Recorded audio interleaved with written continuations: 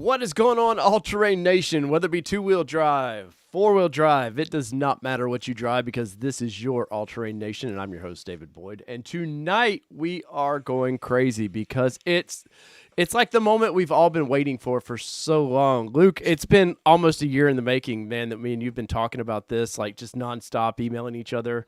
But we're all going nuts tonight, and I want to say, for one, if you're new to the channel, hello, and share the content. This particular episode is nothing but Bronco content, and I want to talk to everybody.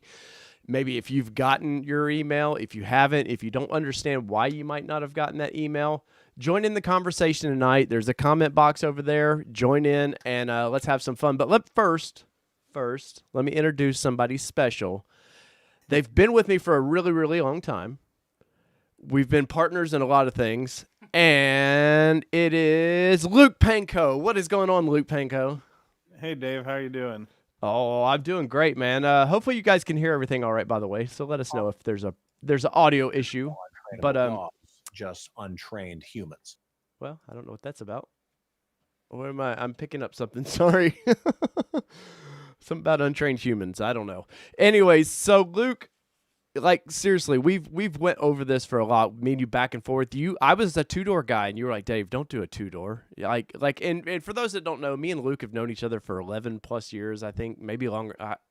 Longer than that. I guess about 12 or so now.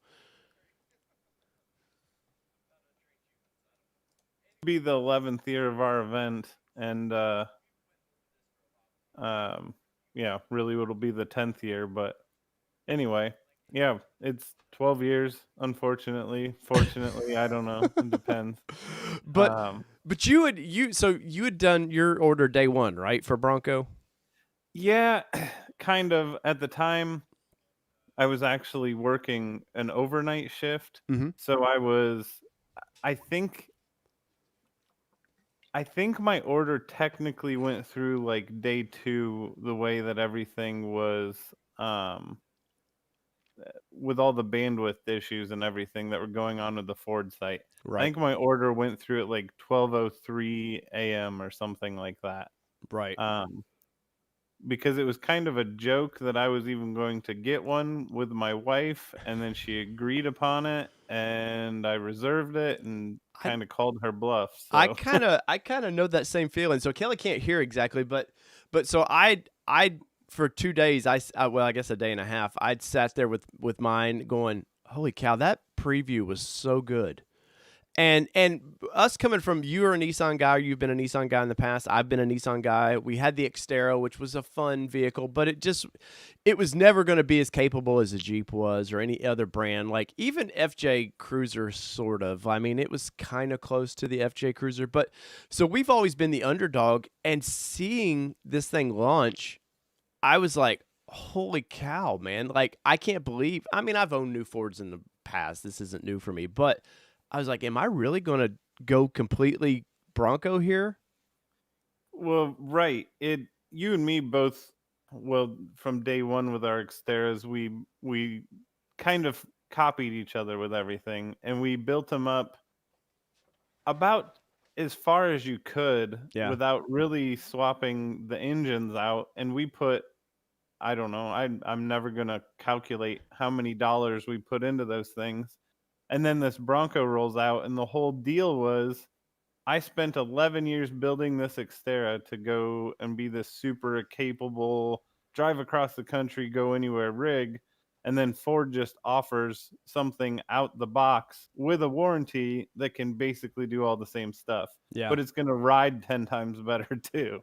Oh, yeah, for sure. And sorry, Kelly was changing something. Don't expand that, by the way. I'm not. Anyways, yeah. So I told Kelly, I was like, and for those who don't know, this is my wife Kelly next to me. Once again, she can't hear Luke right at the moment, but I told her I'd ordered it without her asking, or I put the $100 down for the reservation, and I was like, and I'd done the two-door, and once again, like after a few weeks, you were like, dude, what are you doing with the two-door? And I was like, well, it's that really the two-door captures that classic Bronco look, which I've always liked. Yeah. But I think, and not for resale value really, but I think a 2-door or a 4-door will overall hold its value a little bit better. But you just started talking about, hey man, are you going on a trip with this thing? Are you ever going to do anything with this thing? And I was like, oh crap, he's right. I have a daughter, and And our kids are older. yeah, and our kids, Yeah. like our kids need it. But talking this one into, like, she came from a GM household, so anything big three, I think your mom, like your parents were in town. They were so excited. Oh yeah, even though it wasn't a GM product, her parents were just like, finally, after years, we got him. He's going to one of the American build companies. Not that Nissan's not. I mean, let's face No, it but anymore. like you said, the big three. But yeah, so I told her, I came down. I was probably a little pale, and I said, "Well, I did that." Or no, I ran down to get my You ran wallet. down to get your debit card. Yeah, and you were like, "What are you I was doing?" like, what are you doing? What are you taking off your debit card for? And then you were like, well, I'm putting in a reservation for the Bronco. And so I followed. And, you know, I've never been a part of that. So I don't know what that means. Does that mean we have to pick all of our stuff now? Like, and that's committed? Like, I'm going to be here for this because that's not how this operates. Like, you don't get to just pick the whole vehicle out yourself. So. Right. And in the end, there was a lot of compromise on this thing. I mean, like a lot of it. But I'm super pumped, Kelly. I know since you can't hear, I'll just talk to you for just a minute. So, the 4-door was more appealing to you, correct? For sure. Yeah. But I could never talk you into that manual transmission, could I? Nope. Never. Not going to happen. Kelly's At all. what's known as a clutch killer. I am. Self-proclaimed. Yes, Self-proclaimed clutch killer. she ruined one clutch of mine. But no, I think for ultimately too, like we both wheel a lot. Like Kelly is, and I've said this, and I know Luke will say this about his wife. They're, if not just as good or better drivers than we are anymore, I think, because they've gotten so much wheel time. Yeah. Well, and our wives have led the women's run at Windrock, and realistically, it's kind of like it's a good relationship builder too. As I pull my headphone off my head, if you can trust your wife to drive down a hill or rocks, or not just wife, your partner, to drive down things and listen to you while they're driving straight at you, that builds a lot of trust. Right. There's been situations where my wife's sitting there teetering on 3 wheels, hanging off a cliff basically, and she just looks at me and goes, "What do I do?" I mean, she's not nervous at all, just has me talk her through it. Yeah, no, I cannot complain. Like I say it a lot. Like I enjoy just riding almost any morning, and so the idea of the Bronco for our family, like you were saying, you could get it out of the box with 35s, front and rear lockers, like everything you need. I mean, I initially was going to get the Badlands because the sway disconnect was pretty appealing, but at the end of the day, I had to weigh on. For me, I had to weigh: will I use that enough to justify it, or can I take that money and maybe, go Sasquatch package and that? Because initially, I don't think I was even looking at Sasquatch package, and but I want to get to a lot of, I know there's 63 or more people in here right now, and I definitely want to get to all you guys if you have questions, if you comments, anything we want to know about them. Me and Luke have been following the Bronco for quite a long time now. Luke has a company called Lifestyle Offroad. You see his logo there by his name. Luke, real quickly, what do you do with your company, and if any of these cool Bronco people, because I know you got some stuff coming. Yep. What's going on? So currently, right now, we do like decals, banners, wraps, shirts, hats. Kind of a one-stop shop. Like if you were gonna run an event, maybe you've got a 4x4 club, motorcycle club, anything, and you club stickers, things like that. Get everything instead of having to go to like a sign shop to get your decals and a print shop to get your hats and your shirts, and then going somewhere else to get your banners. We try and encompass all that. Right. But then we are also in partnership with Shadow Wolf Manufacturing down in Florida, and we are developing parts for the Bronco. So we have we have some basic CAD designs ready for just like a basic 2-inch lift, which you and I talked earlier should be about all you need on a Sasquatch package to run 37s. Mm-hmm. Working on tube doors, working on um, a lot of these things are kind of Bronco, so we can get it all scanned in and make sure it all fits. But Right. that's the world I'm turning to. I want to make parts for this thing and be able to sell them to anybody and everybody. Right. And of course what's cool about what you guys are doing with Shadow Wolf is like you're a small organization and there's companies like Four Wheel Parts and a lot of these companies are going to they're coming out of the box. We can't compete with people like that, but what you can compete with is customer service, probably a better quality part, an American made part. Right. Some of the stuff there'll be quite a few companies, but that's kind of the plus and probably why we'll end up using you guys for a lot of what we do with ours is because I just I like working with mom and pop places much better than kind of and even though guys from day one there'll be some four wheel parts stuff on mine. I'm gonna for this channel I'm definitely testing out all the brands. I want to test out their lifts and stuff like that. But I'm super excited. Like you've been talking about this since day one of the launch of like, hey, we're coming at this thing full bore. Well, that was besides getting my wife on board, that was the whole thing was seeing this as a business opportunity more so than just buying a new vehicle. It was all about, can I turn lifestyle off-road into something else? We had already started selling some of Shadow Wolf's products, and they're very well engineered, very well developed.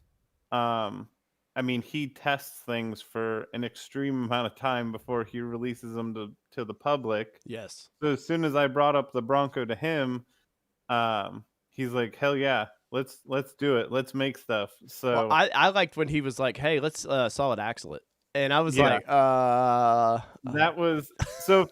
For people that aren't familiar with the company, he currently makes a kit that is for 2005 and up Nissan trucks. That could be an Xterra, Pathfinder, Frontier, and you can fully bolt on a set of Super Duty axles to the truck. right. And he will walk you through how to rewire the transfer case, how to wire up the ABS sensors, and make everything work as it should. So he knows all the ins and outs of Ford Super Duty axles. And depending on what year you buy, he can tell you what sensors you need. And he knows it all. Yeah. Could you Um, imagine going straight to 40s on a Bronco? I can imagine it, but I can imagine how pissed I'd be if I was going down the interstate and it didn't drive real nice. Right. Right. Well, so that's kind of Luke's background a little bit, and I see a bunch of comments, and guys, I appreciate all the comments, and I want to get right to some of that stuff because, for one, that's what this show's all about. But I want to say this, guys, this is not an exclusively Bronco channel, so I do a lot of Bronco content because that's the coolest thing right now to talk about. You'll see Jeep stuff, you'll see Nissan stuff, Toyota stuff down the road. I meddle with cars just a little bit, but I'm not new to this. This channel is newer, but I had other stuff I've done for the media, and we'll get my background later. But first off, Luke, the biggest question of the day was, did you get your email from Ford? Because you are a kind of day and a half guy, and you dealt with Granger, correct? Yep. I did not get my email, but I did deal with Granger. So, the rumor was they had like 400 some allocations. That was like the initial number they were told. So I haven't followed up to know what that is still. Right. But no email yet. So we'll see. Well, how has your experience been with those guys? Have they been pretty? Because they seem on the forums, they seem like they're pretty solid about staying with everybody. Yeah. So I just I called, what's the guy's name, Albert, and talked to him briefly, and calling him back again, he instantly knew who I was. Oh, that's cool. And he wanted to talk more about what we're gonna do. He's like, can I offer your products to customers? I'm like, absolutely, you can. Like Right. that's a no brainer. I mean, the only problem is I don't have a Bronco, so it's hard to develop things. Yeah. Yeah, Hey Ford, I know you're watching this. You've got a guy in your area that would like to develop some parts for you guys. So, anyways, right. I'm just saying, Just putting it out there. Yeah. But If no, you- it's been a good experience so far. I didn't start with Granger. I did my reservation with a different dealer. Um, that dealer actually went out of business. So What? They before they, went out of yeah, business?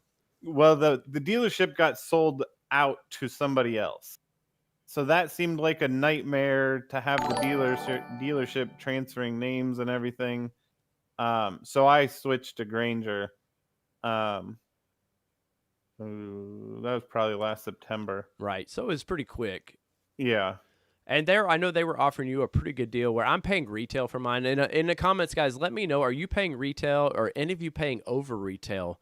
But what Granger was offering 1,000 or 2,000 off, something like that. Well, it's kind of goofy. I think it's 1,000 off invoice. So you get like your MSRP number, and then they had an invoice number listed. So it was ended up being more like 2,000 off from what it looked like on the paperwork I signed, at least saying Right. that I was going to buy the thing.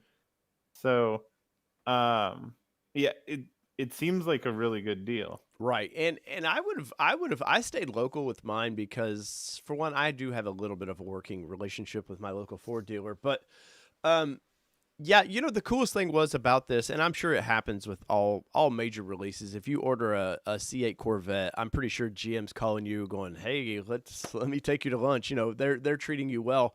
But I was surprised how quick Ford the dealers called, got on track with everything. Now, I want to say this, and this is a common bitch that I see on forums.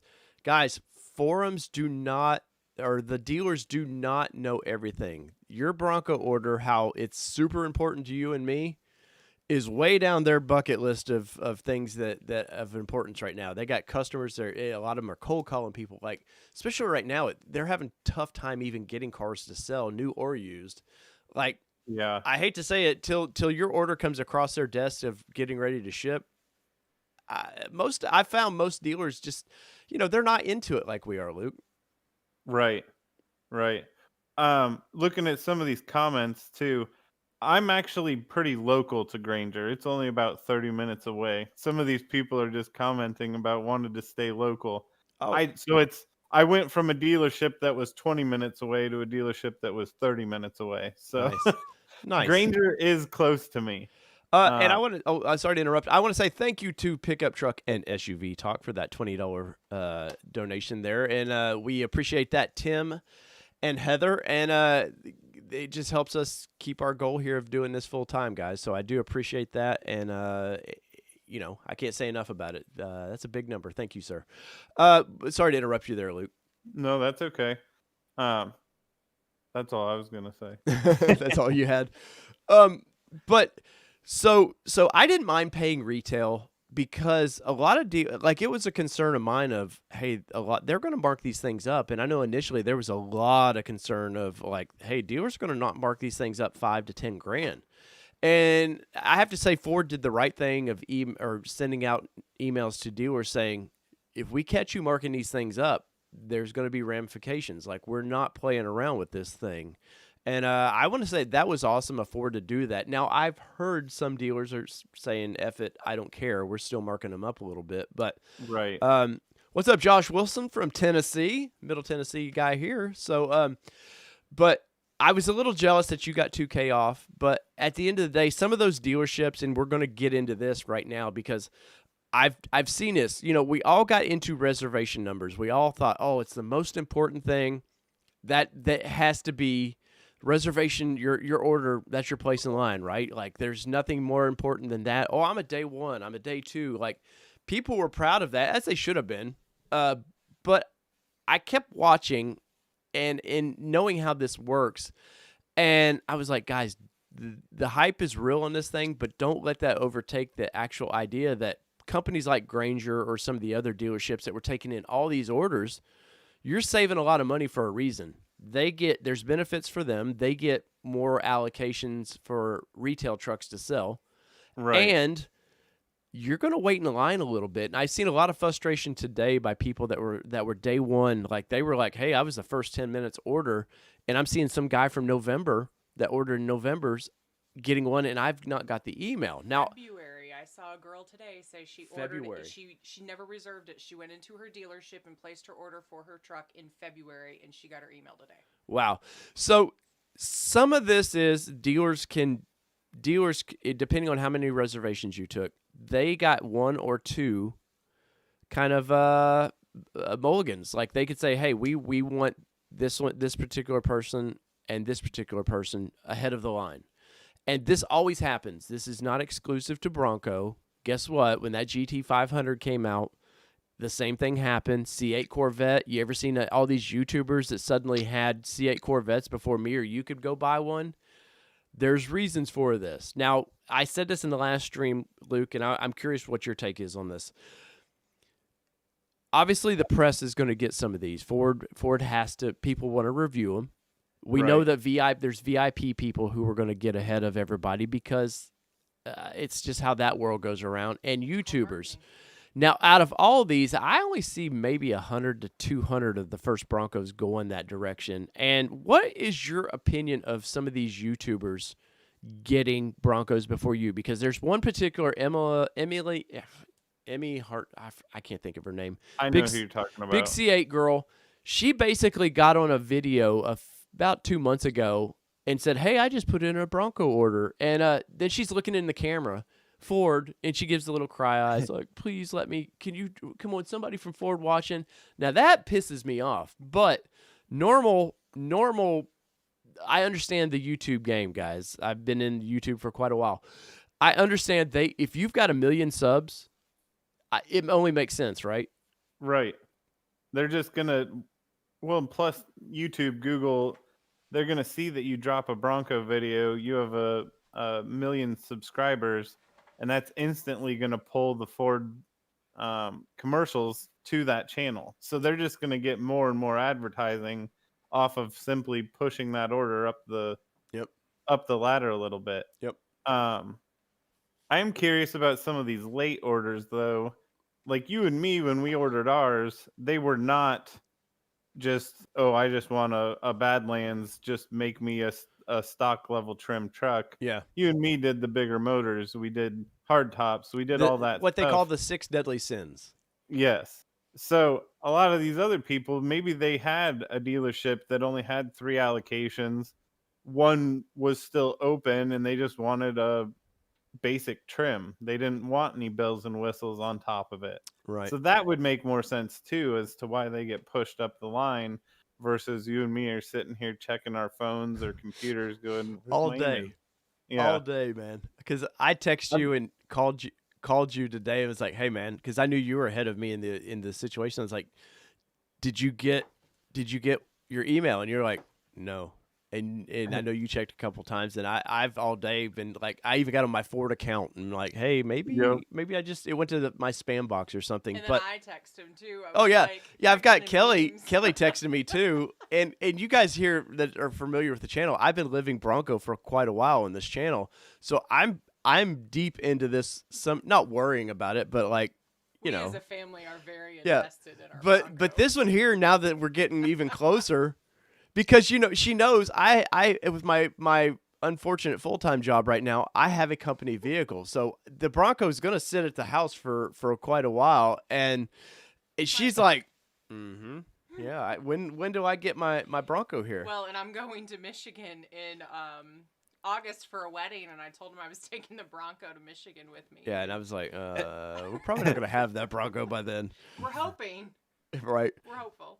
But so I didn't get mine. I know somebody had posted, hey, you must be celebrating because your wife's with you. No, unfortunately. She's probably here to like console me, really. Console each other, I guess. Yeah, console each other. But so Luke, in a reality, since you're kind of a day 1.5, when would you like, or when do you see you actually receiving your Bronco? I'm banking on like mid to late August. Obviously, I want it sooner. Um, but I'm trying to not get my hopes up for before August. I Yeah. think August is a pretty realistic timeline. It seems like everything's going good as far as production. There hasn't been really very much for hiccups. It kind of, from the initial timelines that were released at the beginning of the year, it seems like they're actually slightly ahead of schedule. Again, it's kind of hard to balance what you read and see on forums versus what you can actually find on Ford's website. So you kind of have to take everything with a grain of salt. Yeah. But I feel like August is pretty damn realistic. I mean, that's a little over a year from the reservation date. They've had plenty of time. We know that they can build the trucks. So as long as they don't hit any production delays, I don't know why that can't happen. Right, and of course, the whole COVID thing. Obviously, that's been a kind of a bummer situation for the whole auto Right. industry in general. But I know Ford is pushing on the Bronco particularly. Yeah, there's plants shutting down within Ford that does the F-150 and some of this, but they know they've got so much on the line with this vehicle that they can't take any more hits because they have had some bad. For everything the good that video did in July. There's not been a lot of good till maybe February. They took a lot of hits. They suddenly it was going to be a matched painted top that you could get. That Yep. quietly just disappeared. Oh, then it went to you could get the black top option. Well, that all of a sudden disappeared real quick. And the Wild Track's supposed to come with a painted top, and then they're like, "Oh, well, we're going to throw a couple Ford points at you to just to satisfy you guys a little bit." And then Right. then what? There's another 100,000 points they're doing because of some issue. And for all the good that video did, once again, they can't take any more hits. I don't think. No. Um well, they getting these on the road, they stand nothing but to benefit from it Mhm. because there's people out there that, well, you and me have seen how many posts about people seeing a Bronco Sport going, "This is the new Bronco, what a joke." Once they Yes. see Oh, the actual Broncos rolling around, they're just going to get people going into a dealership going, "How do I buy one of these things?" Because there's people that are on Facebook still, and they're not looking around. They're not an enthusiast, so to speak. They're I'm just a soccer mom or whatever that yeah. is going to want to buy one of these Right. things. I was surprised somebody in one of my live streams a couple days ago or a week or so ago said, "Hey, I just put my order in because I didn't realize they were building a Bronco." Right. I'm amazed that still happens. And obviously I'm a car nut, you're a car nut, so we are very in tune with the automotive world, but I am amazed sometimes with how social media like how could you stumble over YouTube and not know it? Right. No, I'm in the so lifestyle's not my full-time thing, so I work for Microsoft also, Mhm. which there's not car people. There's Right. video game people, there's typical IT people. Like I'm kind of an anomaly, so to speak, in that world. And so I've got 3 computer screens at my desk. Each one has a different picture of a Bronco right now in the background. And so if I don't have something open, every now and then somebody walks by and they're like, "What is that?" Like, "Oh, Really? it's the new Bronco." And they're like, "Oh, they're making another one?" It's like, "Where have you been?" Like, there's commercials on TV. Yeah, Like, exactly. but then again, so many people now they don't watch TV. They stream everything, Yeah. so they don't even get Well, commercials. if So, you're on YouTube, Ford has the ad revenue covered here on YouTube because I get a ton. yeah. Like if it's, I'm amazed if I look at some other brand, like a truck, suddenly the ad is, well, you're interested in the Nissan Frontier, take a look at Ranger. Like their YouTube online like it's very very wise and smart. I love how they do that. Um, so Luke, what did you end up ordering? So mine's the 4-door Black diamond trim. Ended up doing the Sasquatch. 2.7 liter hard top. I think that's the basics. Oh, so because I know at one time you were thinking about sticking with the soft top.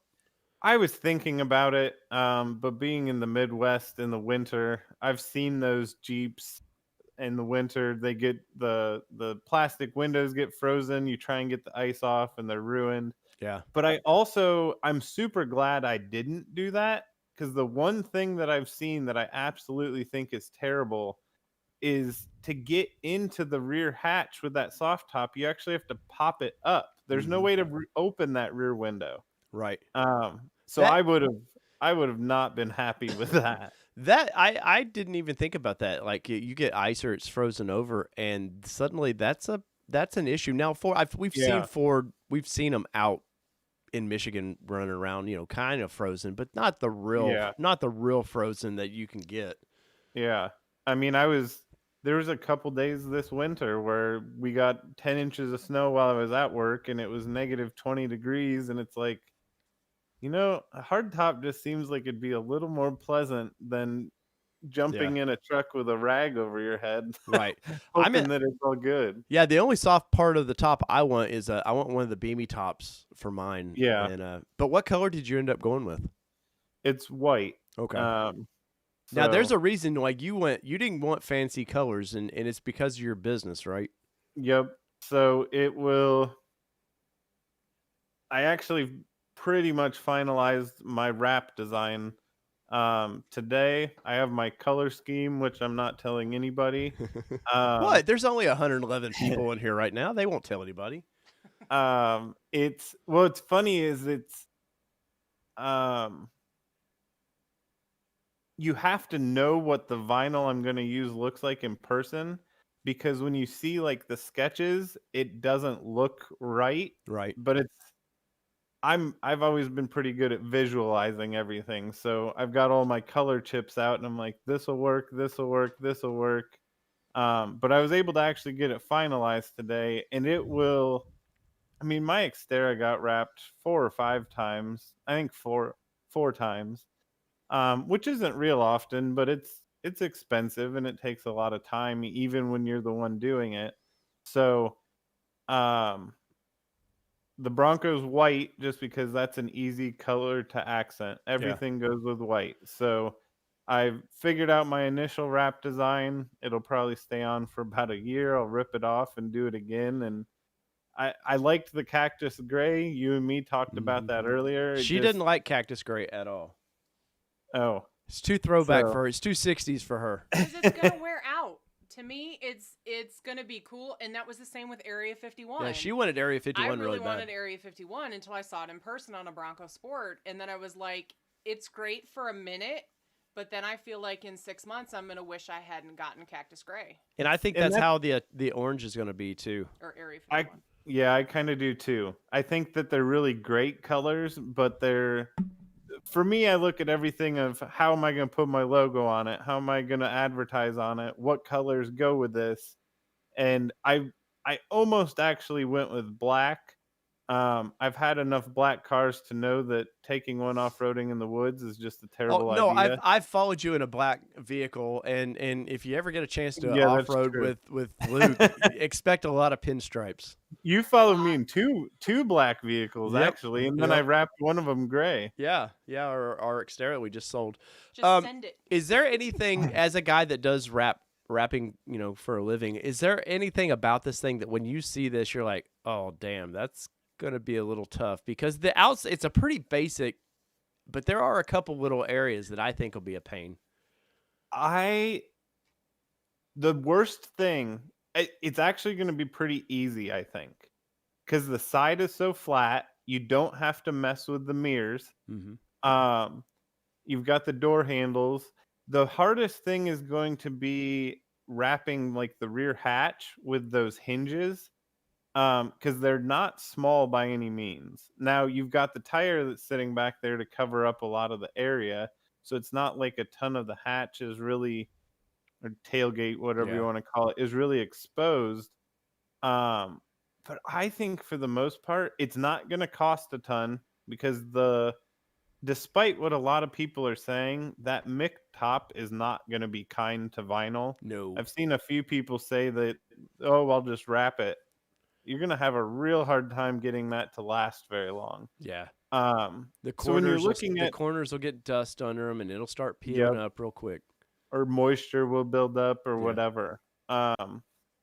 I think for the most part, though, it's going to be a pretty dang easy vehicle to wrap, especially just because you can quarter turn, pop the fenders off, then you can tuck your vinyl right behind them, so you have like really clean seams and everything like that. As far as a person who's done vehicle wraps for a long time, probably going to be one of the easiest and my favorite vehicles to wrap.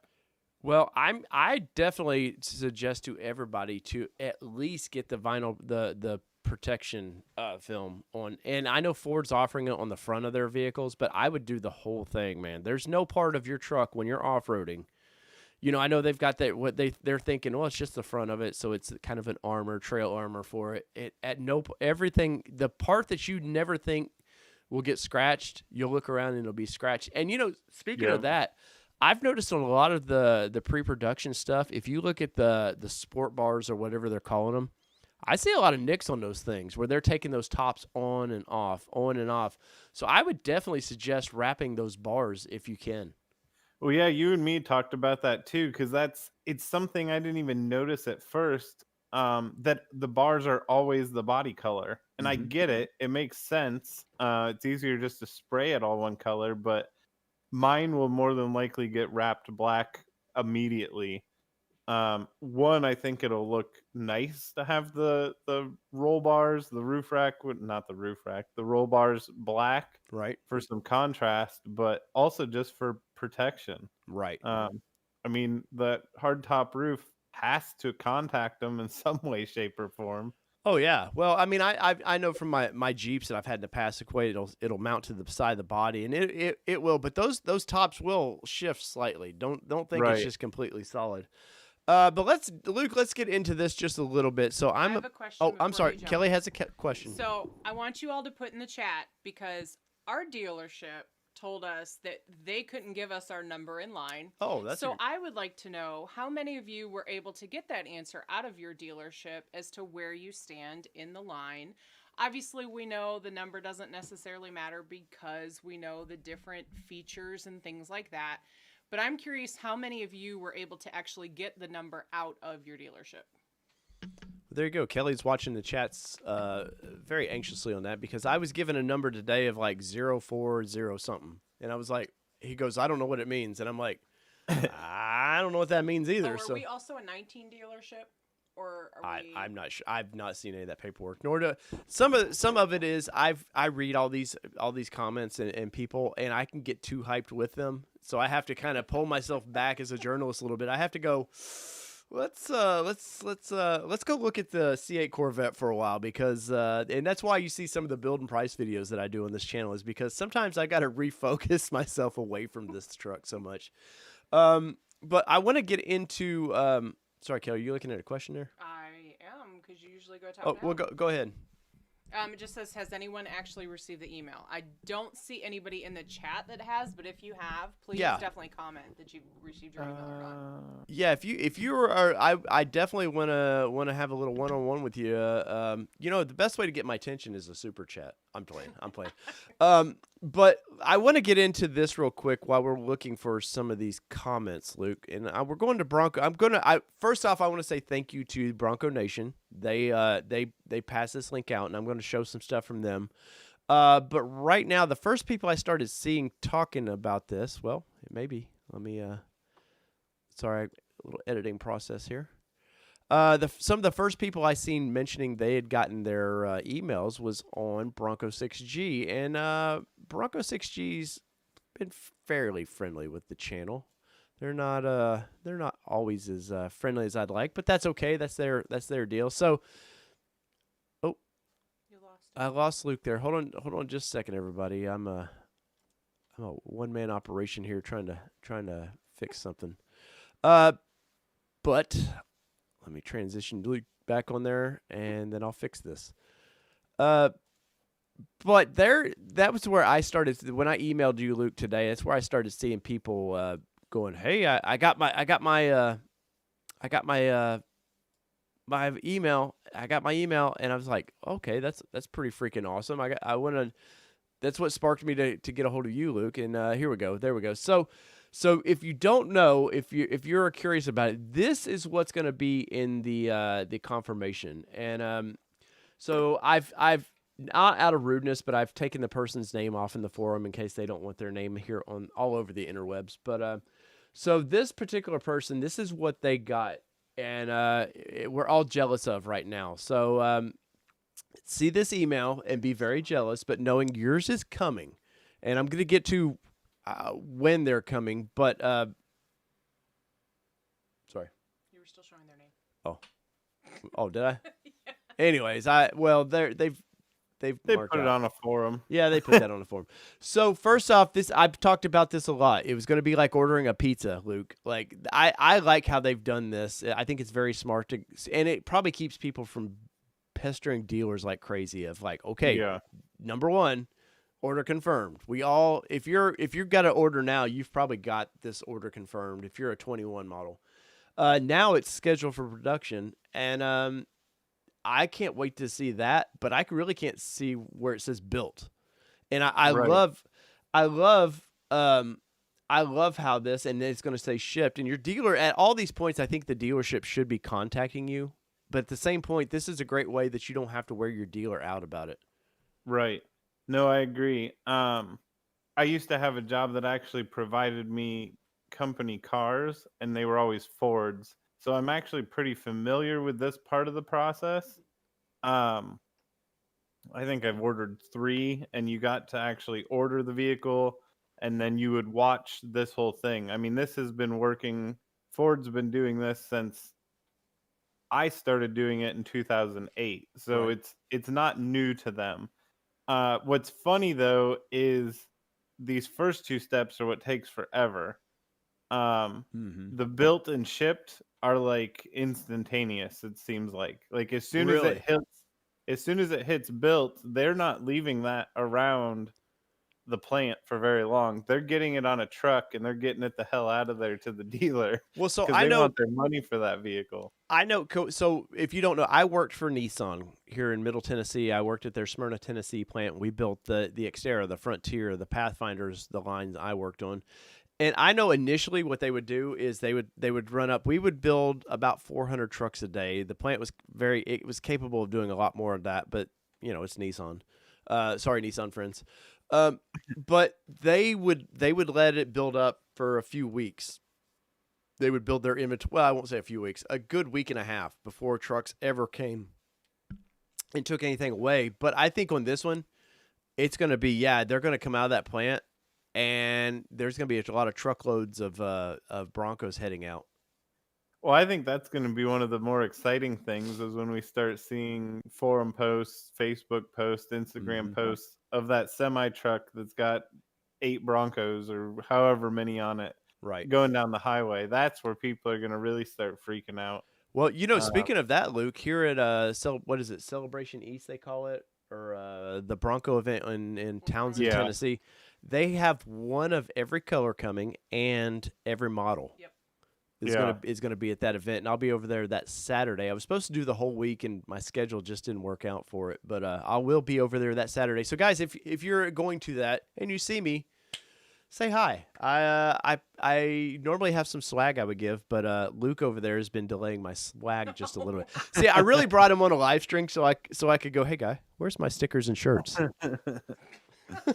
That was the only reason for bringing Luke. No, I'm playing. But if you guys see me over there, please say hi, and I'll fist bump and I shake people's hands. I'll have a lot of whatever. But we'll also respect if you don't want Yeah. to shake hands. Yeah. Well, I won't, but she will. No, I'm playing. I will. But I will be over there for that, and it's going to be a lot of fun seeing all these Broncos. And of course, you like me, I haven't actually got to put my hands on one just yet. And I know the local dealerships here around the same time are going to have a couple. But any idea when you're supposed to be able to actually see one? I don't know. There was somebody had a long post on Bronco 6G about where they were for sure going to have them. The closest one that I saw was like Chicago, which is about 6 hours away, Yeah, five and a half. that's not that close if you consider in Yeah. about 2 or 3 months you can see one in your driveway.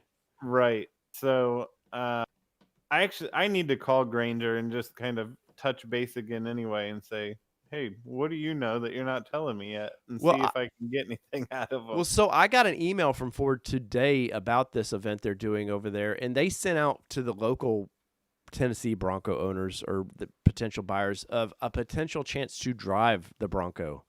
So, and it's Oh, not just a ride in. There's potential chances to drive these things. Now, they're not just letting everybody, because could you imagine right. that line for that?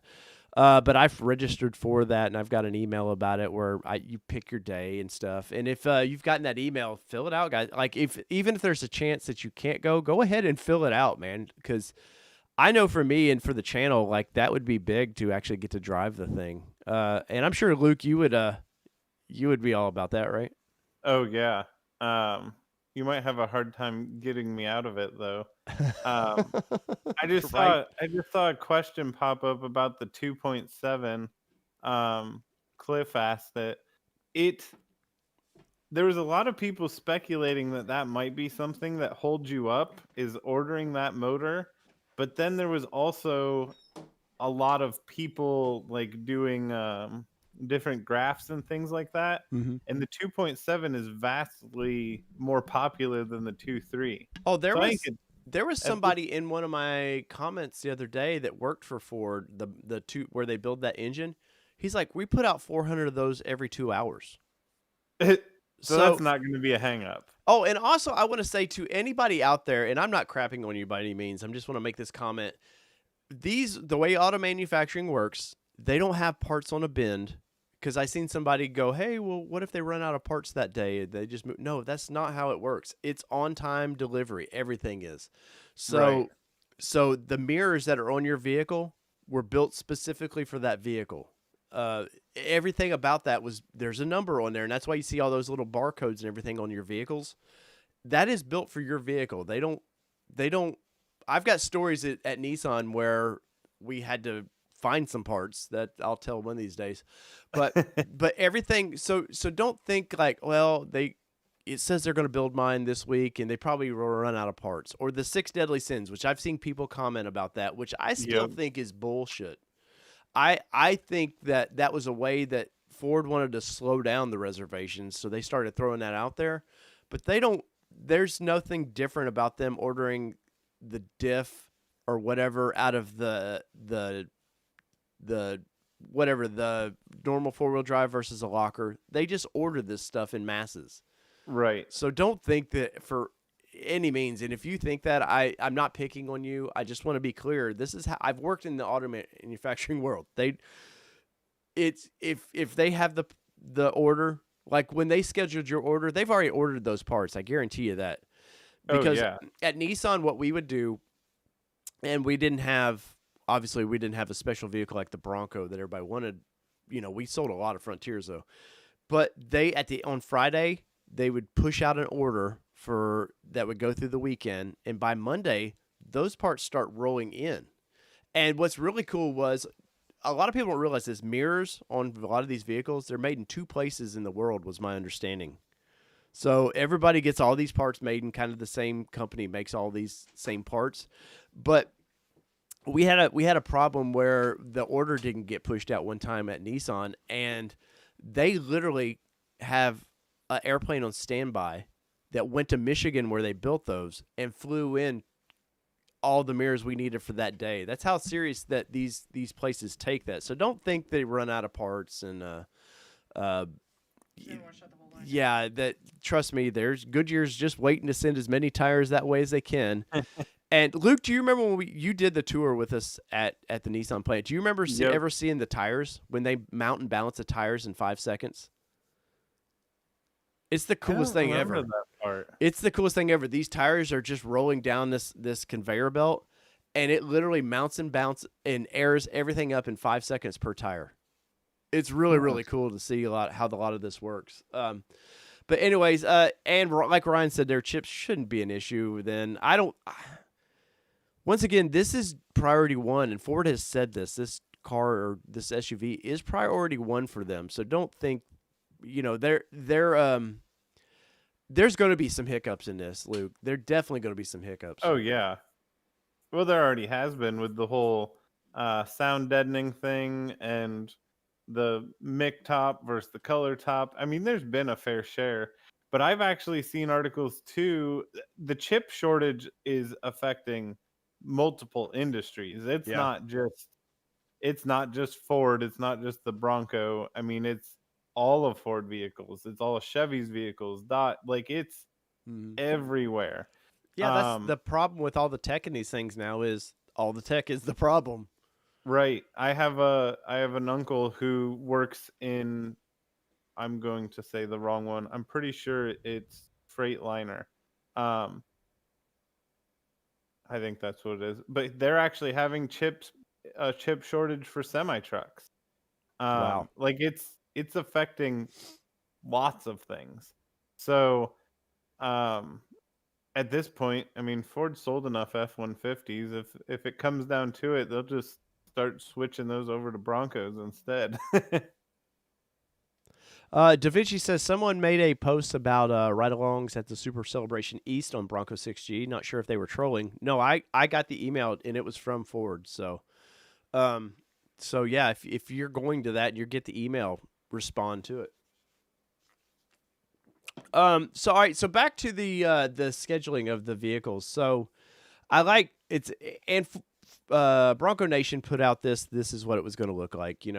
I rib Bronco Nation a lot because they are obviously a PR hand of Ford itself. I know it's a separate company, but they told us what to expect, and they were damn on it, man. Like they had a blank name will be here, and this is what to expect. But I love on Bronco 6G here, the guy posted the Zachary Johnston, so his name's out there, posted his image of his Bronco. Now, everybody's been freaking out too, Luke, that, well, that's not the Bronco I ended up ordering.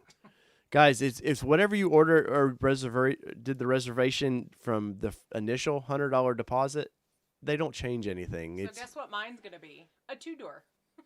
Right. But I ordered a 4-door. We better freak out. But I definitely love people just like all excited on the forums, man. They were just like, it's happening, and all the fun memes and stuff. And then I want to go. Sorry, I'm going to scroll fast here, guys, because I want to get to he was a 2.7. Yeah. Yes, and a 3.7, and people keep going, how did you get a 3.7? But I'm gonna jump ahead just a little bit because I want to find where some other people, because obviously forums are important for these things, but forums are, I said it last live stream, forums are, we all think we're everybody of this buying a Bronco, but you're literally about that 5% of the market that's actually buying them. Most people do not know what a forum is. And this is going to be great. Forums will be great when the modifications start happening and you can do write-ups and all that stuff. But, that's about the only time generally anybody uses a forum anymore. Sorry, I'm trying to quickly. It's the same one. I keep finding, because everybody was jumping in on this like crazy. As soon as one guy posted, man, they were all excited. I also want to say first edition guys. I've said this many times, that does not mean that you're the first run, even though we've seen some oh, that's cool. John says his photo was updated and accurate when he ordered. That's cool. First editions aren't. You're going to see a few first editions. I've seen a base that went through today. I haven't seen a black diamond yet, but I'm sure there is one.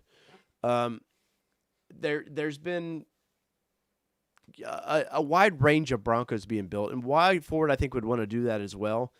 They're testing out volume. Once this train gets rolling, they got to make sure for when their people are trained. Obviously, they are trained for it, but I like that one. Be sure that everybody saw that it was a June 7th. But they got to make sure before this. It's not like they're just going producing 400 of these a day now. They're going to slowly amp into this thing just a little bit, and I think over the next few days, is that what you heard, Kelly? That There's I've emails heard- are supposed to start so I've keep heard going. mixed things. I mean, you're talking social media, so I've heard mixed things. So who knows who you can trust? But I've heard that they're going to continue over the next few days of pushing out VINs.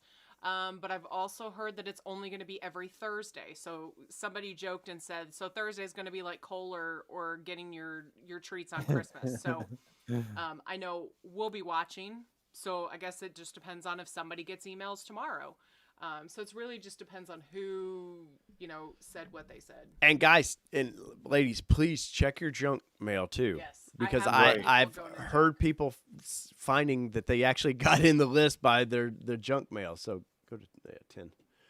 But those, as you see, I love all the memes, man. But the sad thing is the jealousy has been real quick on these forums too, man. And people going, the confusion of well, my dealer told me I was number one, and some guy behind me has already got one.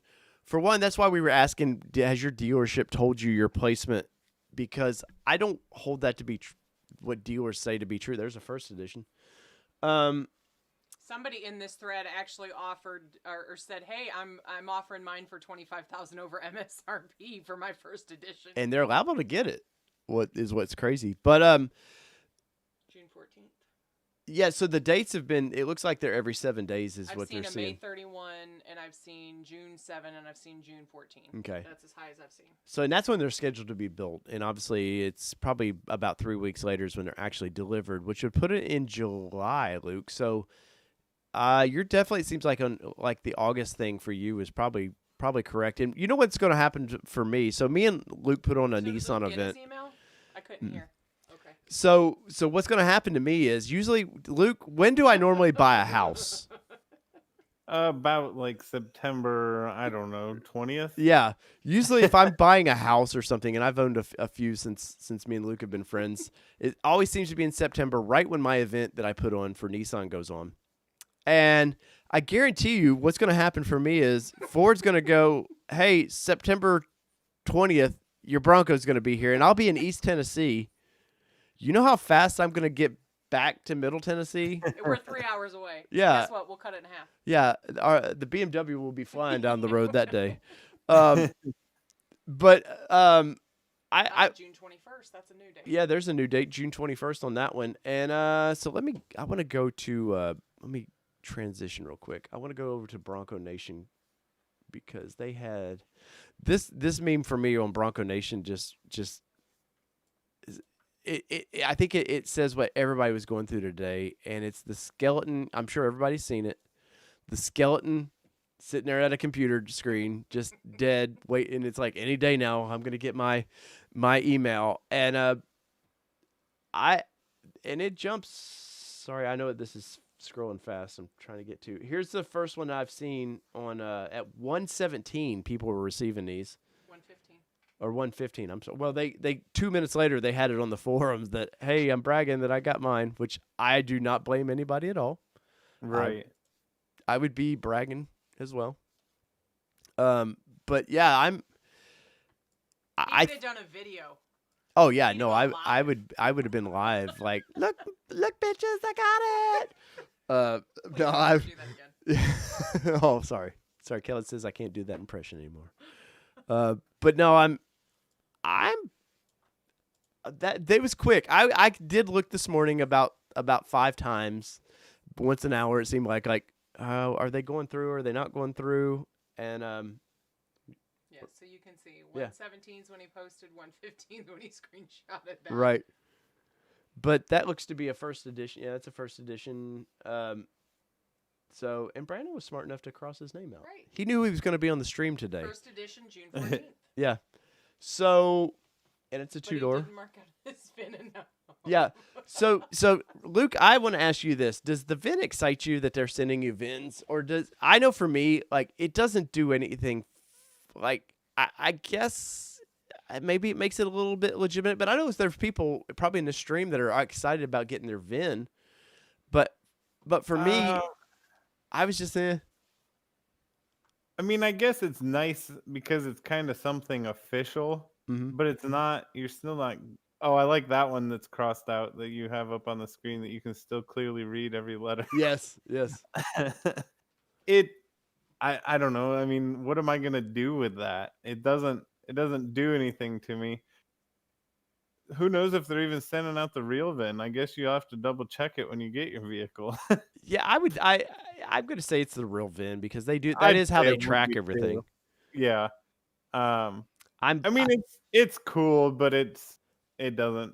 I'm the same as you. It doesn't do anything extra for me. right. Okay, so remember when Ford was like, "Hey, we're gonna offer the black interior on the first editions after the fact." It was that light blue that they were offering. I would have This chosen this blue it was had I on, not known that it wasn't on delay. no, it was Ugh. only for that. Oh, that was the first edition. The lightning blue is only for that one.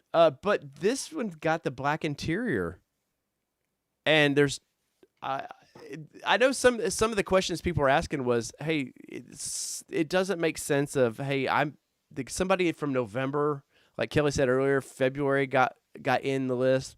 Some of it was how dealers prioritized you, Yep. but some of it obviously is your reservation timestamp. But the seats, Ford has said though the seats are going to be delayed, and to see now somebody's getting one with those black seats, it trips me out. Yeah. There's I don't know. Like I was saying earlier, it's everything's so diluted that we don't know what information is really coming from Ford, what's coming from a forum, what's coming from a dealer. It's Ford almost needs like a FAQ page all about Bronco on their website. Yeah, it gives their order number, obviously the VIN, which they've crossed out, and the dealership and all that. But let's see if any other popped in here. Because people were fussing like, hey, what's going on? And I seen it more on Bronco 6G. Bronco Nation seems to be a little bit more chilled with some of the comments, but on Bronco 6G, people were getting a little upset, and they don't pester your sales guy over it. Your sales guy's he's probably working 5 to 10 deals a day, let alone, then times a month. Then he doesn't have time necessarily. And I'm not saying don't ask them, but don't expect a solid answer like you're going to get when they know it's built. Right. Was it? Oh, Yeah. sorry, Kelly's got something here. Just says, Let me edit this real quick so we can all read this. All right. Sorry for the dead air, everybody. Remember, this is a one-man operation over here. All right, so what does it say, Kelly? so it just says you didn't transition. See, it's not just a one-man operation. Well, See at what we the have to moment. do here? No, it just says from a salesman plugged in the reservations, we have 2 being put in production as of now. Our first batch for the first month release will be 15. I would imagine yours will be in that allotment. The next production cycle is going to be released in the next week or so. So it sounds like the Thursday might be the magic day. Anybody here talk to their dealer in the comments? Let us know. Some dealers are on it, man. I think Granger has been really good about. They're on Bronco 6G. They've been really good about getting, as soon as they find out something, that's shareable. They've done a really good job about getting that information out. And what's really cool about them is maybe they're not selling you your Bronco, but they seem to have a passion for this thing. So that's pretty cool that they keep going. And now they have to pay to be a sponsor over there, which is even crazier, that they've given all this information out for 8 months for free, and then that forum now is going to charge them to be a sponsor.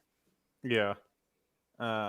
No, they've been a great source of information, and talking to some of them, they've had Broncos in the past, and they've also ordered Broncos. So they're just as anxious about them as we are, because they want to get theirs as well. Ryan says they don't have any trucks to sell. They should have plenty of time to answer my questions. Here's another one at 2:05. So it This looks guy like says, I went back to my email to make sure I wasn't dreaming, and I reserved on the 13th. nice. But I'm super happy for anybody that's gotten this email. So Right. I'm not jealous by any means. I'm happy because what that means is the ball is rolling, man. Yep, exactly. That means the kinks will get worked out on theirs, and ours will be perfect. Hopefully, Hopefully.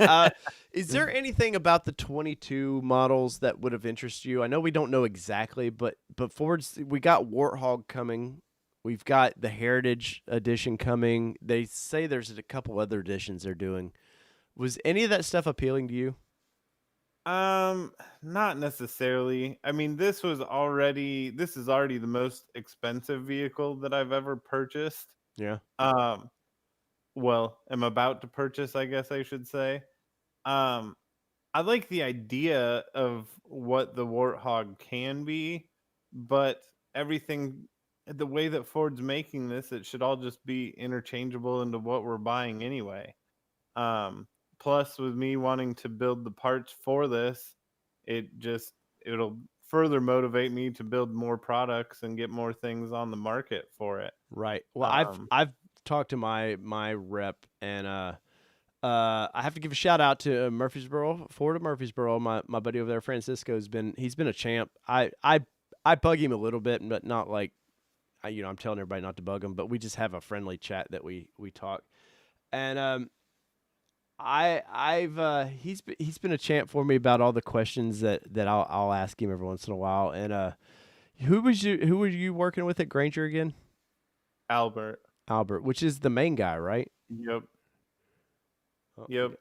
It's real when the Matrix memes start coming out. But the Warthog is definitely interesting for me, and the Heritage, I don't want throwback steely looking wheels, man. I'm well past that stuff. Right. Was there anybody in the comments? Have you seen, Kelly? You've been watching the comments. Have you seen anybody talking about they've gotten their emails? Because I am definitely curious. I'd reached out to some people hoping to have somebody to want to jump on with us. You stole it from me, so I couldn't. Checking my emails now just to make sure. Oh, that's Bronco Nation. Nothing in there. Is there anybody in the comments? Because I'm curious. How pumped, Luke? Would you like?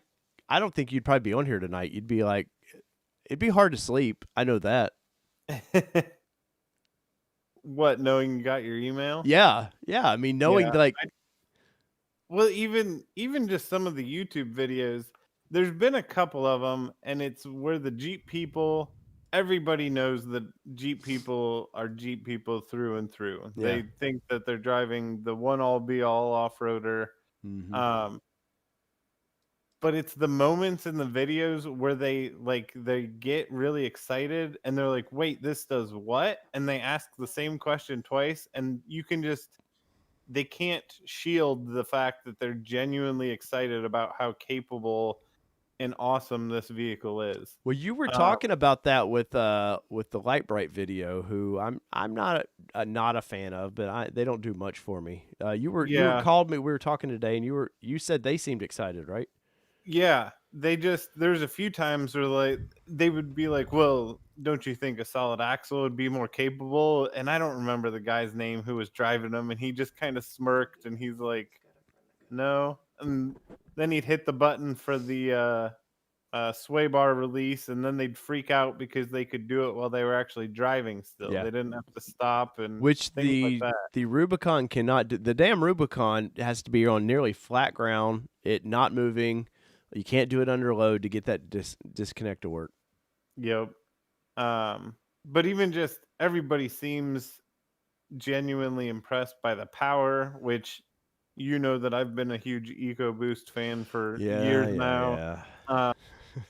It's I don't know. I'm sure that there will be a lot that I do with this truck, but everything I see and everything I watch, I'm just like, I'm just not going to know what to do with all these buttons and modes and everything. Well, let's get into that just a little bit. So me and you, we both come from an older technology. Like the idea of a twisty knob for special things to work is like, that's foreign to me. I want to be able to push it. If I want the locker to engage, I want to be able to push it.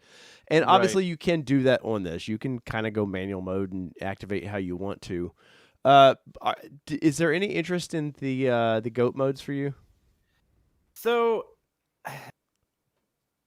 being real honest, I feel like they're kind of almost gimmicky to a degree. Mm-hmm. I'm sure that I will try them, but I don't know how much I'll be going like in a real trail situation. I feel like I'll be a lot more going back to my roots. Just Yeah. get to the trailhead, put it in 4 low, and just go on my way. Like the trail turn assist or whatever they call it. That seems cool for sand. Yeah. I did see where they did it in kind of more of like the dirt in like the desert, and it worked. I think that'll be something that will be fun to play with and try and figure out. I think it'll be kind of like a tool in your back pocket. Right. You're gonna have to really figure out when to use that. Probably the coolest feature. Um, you and me have wheeled Windrock tons of times. Mm-hmm. When it's super muddy, sloppy, I will be real interested to see how that crawl control works. Yeah. Can we actually turn that on, say, I want to go down this hill at 2 miles an hour? What is it going to do in just a sloppy, gross situation? Yeah. That will be, I think that will be like a true make and break point for Is me. it going to be ABS City where going down Right. there? Hey, somebody was asking about priority codes. How do you find out about priority codes? So your dealership can tell you the priority code of that. You have to go to the order manager or whatever they call it. They can tell you your priority code, and what is it? It's 10 through 99, and I think you want to be a 10 as a VIP. Other than that, you're a 99 priority to them. But yeah, I'm with you, Luke, about some of those features. Some of them I probably do find. Dr. Alexander says he got his email. That's awesome. But some of them probably are gimmicky, Luke, like we were saying. But I don't know. I know Toyota was real big with the last Tacoma with a lot of these crawl control features, and everybody's kind of eased into it. Nissan with the Next Frontier didn't add them, which is kind of cool, but also at the same time, you're like, you got a 22 model truck coming out that doesn't have these features. Right. But the front and rear locker, like, yes, you can go and get a ZR2 package and get a front locker, but it's still a mid-sized truck. And I like wheeling a mid-sized truck. Kelly likes wheeling the SUV style a little bit better. So the Colorado to me has never kind of been an option. For one, the price of that thing's the ZR2 package is a pretty good chunk of money, and Yep. ultimately you could get a base with the Sasquatch package that blows that ZR2 package out of the water, man. So, Absolutely. um, Um, what are some of the shortcomings of this thing? Where do you kind of see the weak points of this thing going to be? that's again, we talked a little earlier. The hard thing is figuring out like a good winch mount. I haven't seen anybody that's seen Ford's solution to the winch mount, which I know they said now that that's not the official production. That looks terrible. Yeah, um, it sticks out too much. It's way too high. yeah, Figuring out a way, I mean, realistically, like I said earlier, I built this Xterra to be super capable, and part of that truck was the fact that it had a winch and it was up tucked in under the grill and it was hidden. Lots of people didn't even know it was in there. Um, Comparing that truck to the Bronco, like one of the main features that I'm going to miss is it's not coming with a winch from the factory because I didn't like that bumper. right. So figuring out how to get a winch on that truck is going to definitely be difficult. Um, I've also seen some videos and especially from King of Hammers when they were testing them out there. Mm-hmm. A lot of people were talking about how the spare tire was shaking kind of like crazy. They were flying through whoops or rock gardens or whatever. I mean, out there they were testing the Baja mode and seeing how fast they could go. So it was probably a fairly extreme situation. Right. But I mean, a lot of people are already talking like, what's it going to take to go to 37s? Can that tailgate support it? That's a heavy. Well, that's and a heavy ass tire. RTR had an in development bumper where they did the it moves with the tailgate, but it was actually a separate bumper that held the Okay. tire.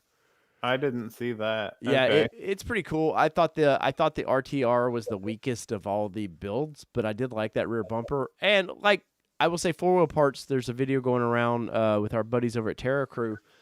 They said, "Hey, we had 2 weeks." Ford gave us this and said in 2 weeks, "Hey, we would like one at in Moab." A lot of sleepless nights there. So I know Ford or Four Wheel Parts. They talked about in the video where they were like, "Well, we developed these upper control arms really quick," but they were really proud of, "Hey, we did put this truck through its paces before we brought it out here. It's not like it's just something that who knows." I did see on the Four Wheel Parts that the ball joints on that new upper control arm are going to be very replaceable. Yeah, So, I saw that too. that's exciting because ball joints will be a weak point on this thing at some point with those big tires. Yeah. In one of the videos I heard them, I've seen them talk about how this has a lot from the Raptor kind of passed on to it as far as the front suspension and the technology in it. Um, Coming from a truck that was IFS and then solid axle to basically band-aid all those weak points. I was slightly concerned about like the CV axle situation, but everybody's saying that front differential and those front axles are so robust.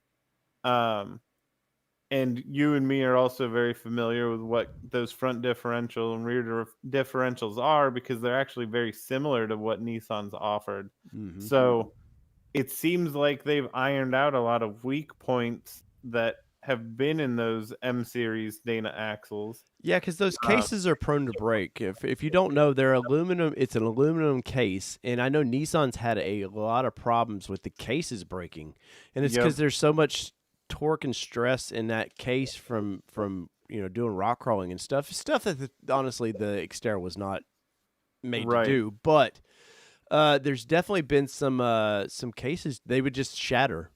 So I am curious about this. Well, but Ford's solution to that, it's almost like they watched all the Nissan pages because what is it? It's an M210 that comes in the front of this. I think that's right. It's an M210 and it's actually half cast iron, half aluminum. Mm-hmm. So the front half is where that front mounting point is that would twist on all the Nissans. Should be definitely strong enough to withstand a beating from what all these new Bronco owners are going to give it. Right. Hey, so say this is just a random question. So say by July there's hundreds of Broncos running around in the streets. How long before one's in a junkyard? Probably won't take very long. I've already seen pictures of the Bronco Sport in a junkyard. Right. I don't know. That'd be so devastating. Hey, also everybody, there's over 118 people in here, and if you're enjoying this conversation, smash the like button. If you want to subscribe for a bunch of cool content that we've got coming down the road, that's awesome. But the like button, when you smash that, it's a spider web for YouTube to say, "Oh, this guy watches Bronco videos, but you haven't come across his channel yet." That's all it does. Is it helps me get recommended to other channels. So I would appreciate that if you feel we deserve it. So Luke, as I know you had a long day like most people. We've got the next couple weeks are going to be exciting, right? I mean, yeah. I think like Kelly said earlier, every Thursday we're probably going to see a batch of emails go out. I'm hoping that you're next week's because that gives me hope for my day 3 order that I'm in 2 weeks after that maybe. Right. Same here. I don't know. These weeks I feel it could go by slow if they're just doing it on Thursday. I mean, that realistically does make more sense that they will just leave it to one day, but Thursdays are going to drag on, I feel. They're definitely going to be what was that? It used to be all the TV shows came on Thursdays, so now all the eyes will be on your email. I seen somebody earlier said I've never checked my email so much as I did today, and I'm honestly I'm there with you. Once it hit 1 o'clock though, and I seen people starting to get their emails, and I didn't get one, I was like, they don't trickle those things out. It's a mass push, and so I was kind of bummed. Honestly, I was slightly heartbroken, but I know I'm a day 3, so because I'd heard people say that Ford had sort of said this, or somebody within Ford had said, day 1 and 2 they didn't get the push, but by day 3 through 10 is when they really got the push on orders. So I know everybody's like, oh, I'm a day 1, I'm a day 1.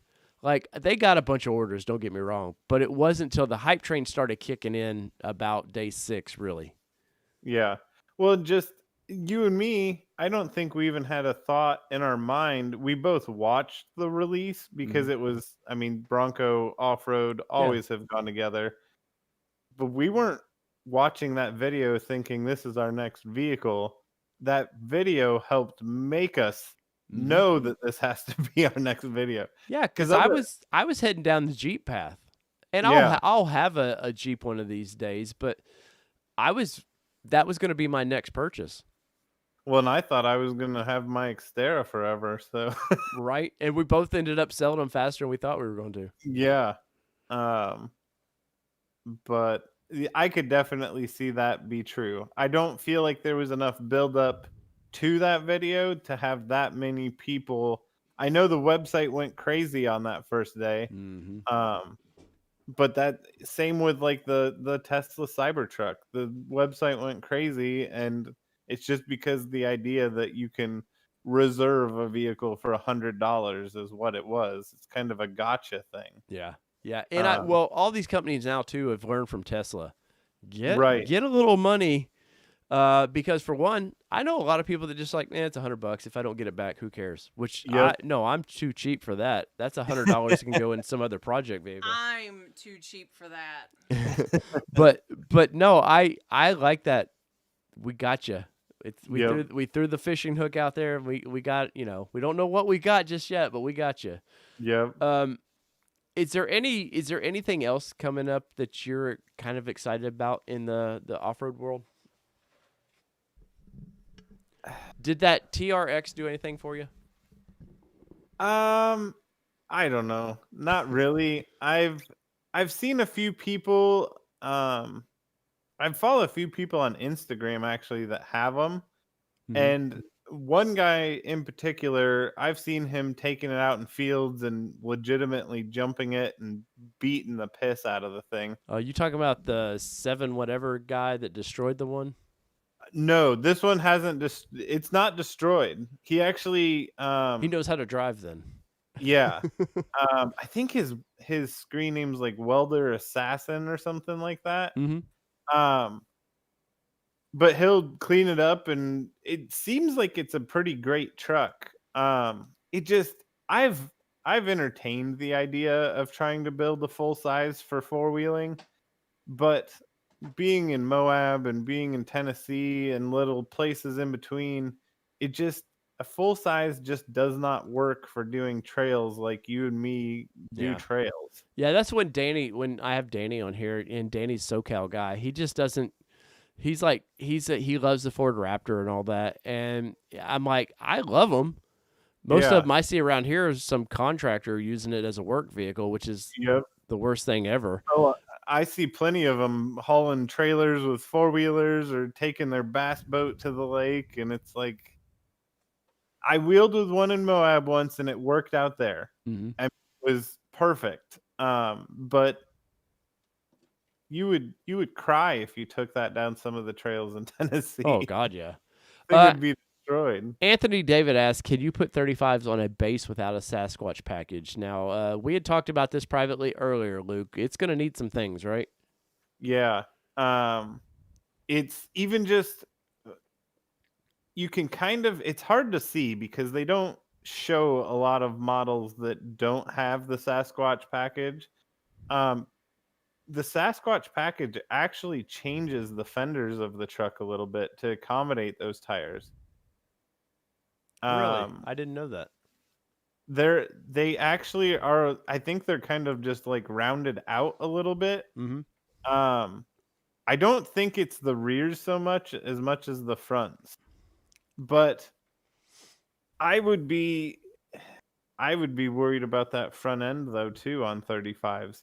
Somebody's going to be able to get it to work. Oh, yeah. But the gearing's going to be so far out of whack. Yeah, because what is the base gearing? What was it, like a 4 something or? No, I think it's a 3 something. Oh I yeah, think like a 398 or something. yeah.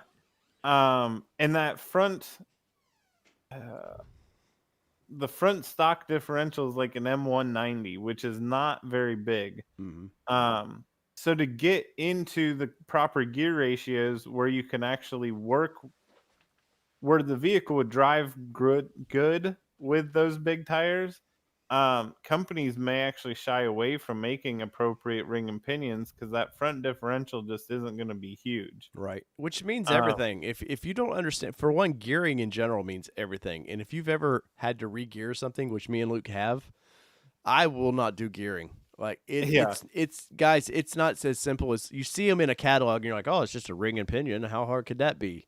yep, You know, until you've gotten one wrong and you hear it slapping in there. No, that's something that was part of the appeal, like you were saying earlier. Part of the appeal of this vehicle was you could get from the factory 35s that are geared properly. Everything is proper about that. right. So that if you jump up to 37s from the 35s, is it going to be perfect? No, but it's going to be fine. Yeah. Like it's going to, if the truck from the factory can handle 35s and it can shift appropriately and it can handle bumps and four-wheel drive torque and all that stuff, going up to, especially if you were to really shop around and try and get a tire that's a 37 and it maybe doesn't weigh that much more, you're not going to drastically change the handling of your vehicle. And that's, I mean, the Raptor's the only other vehicle. I guess Hummers back in the day came with 35s, but I don't think those even really count. No, Just no. the fact that you can get this truck with 35s, front and rear lockers, it's geared. I'm really curious to see what the 10 speed is like with 35s. Yeah, that's I the don't know. one thing I think we're going to see in some reviews. And if I can get one, a press vehicle earlier, I'm like you. Is it going to be searching all the time? Yeah. I know a lot of the guys. So I have a 2013 F-150 with the EcoBoost, and that's the 6-speed. So I'm on a lot of different Facebook pages and things like that for trucks. Um, a lot of people have been very impressed by the 10-speed transmissions. So I'm not terribly worried about it. It's more of just it's a new to me situation, so I'm curious. How's that going to work? How am I going to Yeah. like it? And that transmission's been out for what, 4 years now, I think. It was developed in a partnership within GM and Ford, but it's been out for quite a while now. Yeah, it's been out for several years.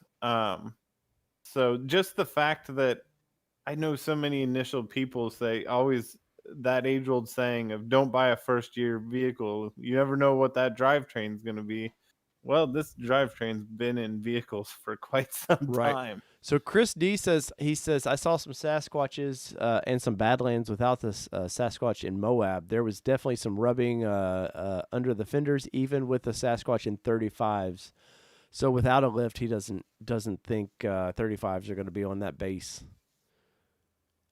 And you're going to definitely have some rubbing. The coolest thing about the development of this Bronco is how the fenders are very removable. And somebody, where was it? They were Terrence said he wants the fender deletes, which I'm as soon as that's one thing I'm not a big four-wheel parts guy because we all know it's generally they've ruined a lot of good American companies and then send all the parts to be made in China, which the quality is, shoddy at best sometimes. Yep. I definitely want those fender deletes. I thought that was brilliant. And the coolest thing about that, it made it look like a classic Bronco like that. Like Yep. it just brought that look to it. Yep. No, I agree. It for really just removing something, it did create a lot of attention to something so simple. Yes, definitely. And I've talked to you too about I'm probably going to run 37s fairly quickly on mine.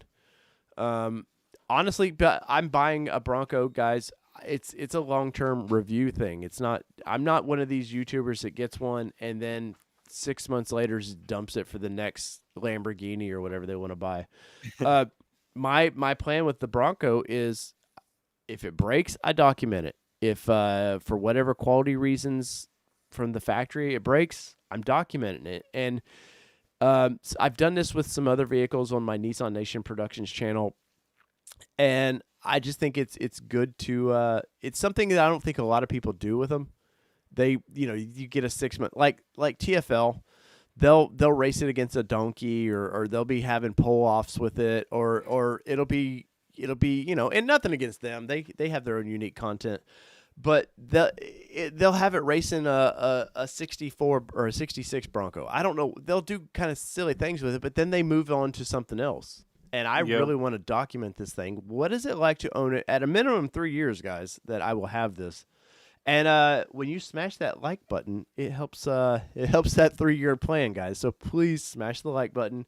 And if you like what we've been doing tonight, please give us a subscribe. And Luke, you have a YouTube channel. I know there's not much on it right now, but yeah, the content kind of dried up when I sold my truck that was worth filming. But it's just under lifestyle off-road. Same with Instagram, Facebook. lifestyleoffroad.com is my website. It's got links to everything there. So yeah, I'm gonna have to get one of them link trees, man, that all the my OnlyFans have. Because anything on Instagram, it seems like you see a link tree, there's a OnlyFans on there. I'm like, great, man. So maybe truck porn. That's what. Yeah, there we go. I'll do an OnlyFans truck for just trucks. Let's see. Dr. Matt says, I'm going to do 37s right from the bat. Any tips on a lift kit for that? I would say right now, 4-wheel parts would be your best bet when they drop that kit. Yeah, they're going to be the quickest for sure. And I would not I would stay with a narrower 37. I wouldn't go with a 1250 or wider right now, because I think the width of that rim is probably a 7-inch. That's generally what factory rims are, or wheels are 7-inch wide. So that's the next part of that is everybody's going to want to put wheels on these things. And I told Luke a couple weeks ago that I plan on buying some wheels and they'll be ready to go. But I can't get any kind of confirmation right now on what works and what doesn't. Right. I'm teetering on that idea. Do I swap the tires out right away? Do I swap the wheels? I like the idea though that the factory are beadlock capable. I don't necessarily know a ton about that. Mm-hmm.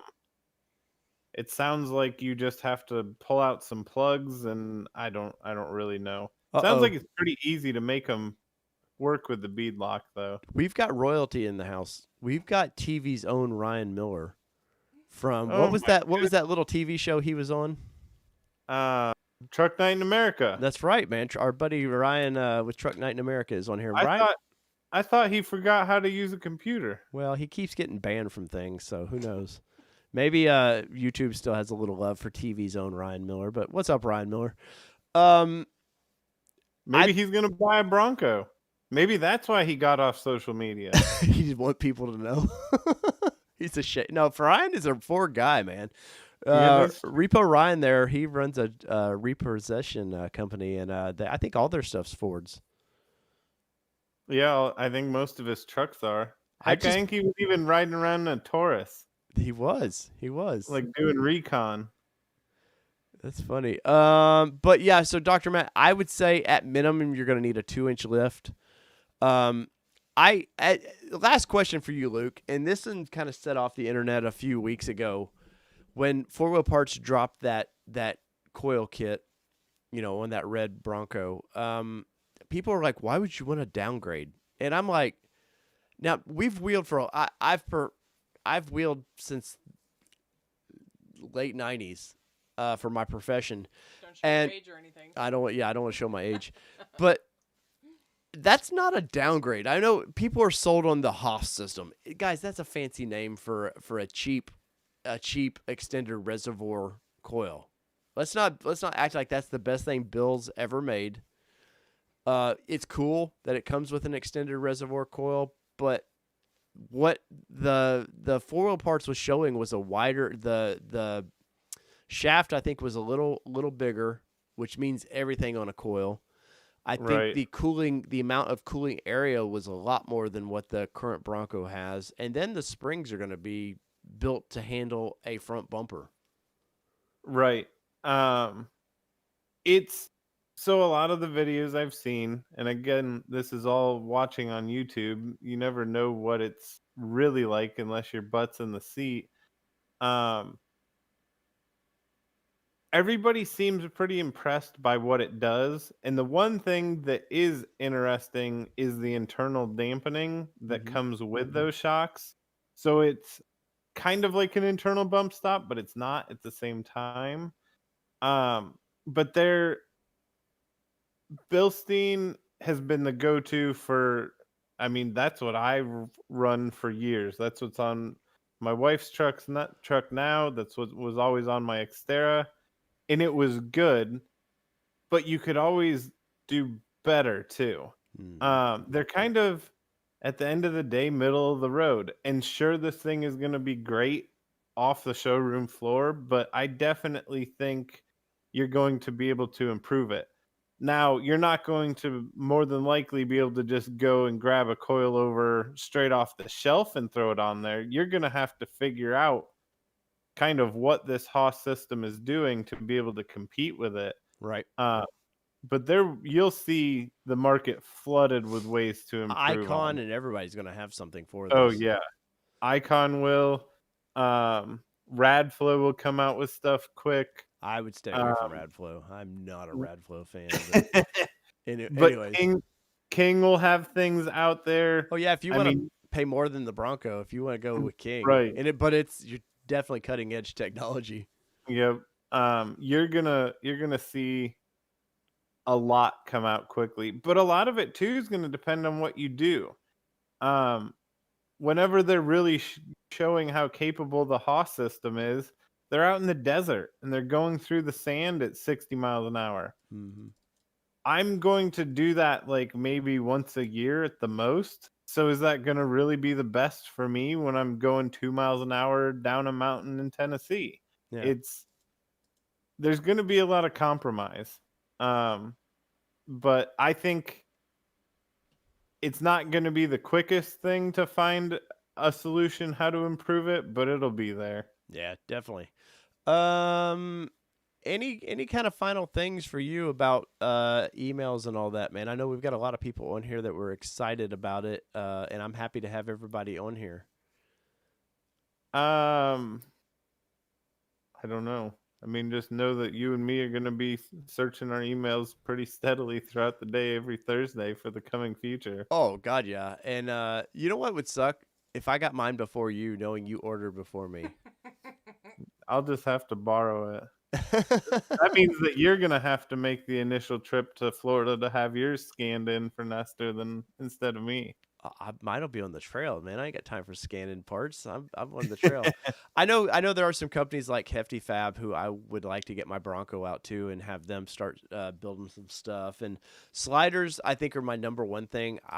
It's cool that the Rock Sliders Ford's offering with the Sasquatch package, but I'm not a fan of anything that attaches to a body. Yeah. And I want mine attached to the frame. Let's see that bumpers. I probably will buy the if Smittybuilt builds that bumper that they showed, I'll probably test that one out first. And my plan is to have a few of them to test a few bumpers out. And when you hit the subscribe button, it allows me to further do that. So think about old Dave here. Let's see, and the rear bumper, I'm kind of okay with the factory right now. I don't see any. I mean, till I get my hands on it, I don't like the heavy duty factory bumper. And I took a lot of grief on this channel early on when I pointed out all the little Bronco bolts everywhere. Yeah. It honestly to me makes it look cheap. I put that after looking at pictures, I was just okay with leaving the plastic one or whatever it is on there. Yeah, if I could have No, got the I Wild agree. Track one, yeah. Yeah. Um, yeah.